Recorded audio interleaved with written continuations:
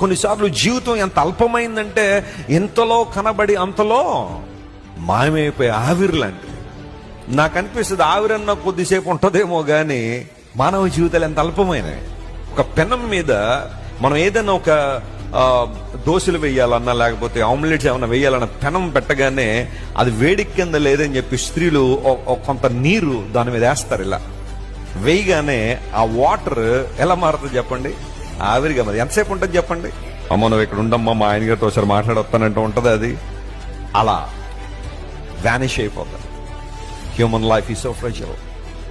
కొన్నిసార్లు మన జీవితంలో ఏదో అనుకుంటాం, అతిశయాలు, గర్వాలు, ఆరాటాలు, పోరాటాలు. నేను అనుకున్న సాధించాల్సిందే.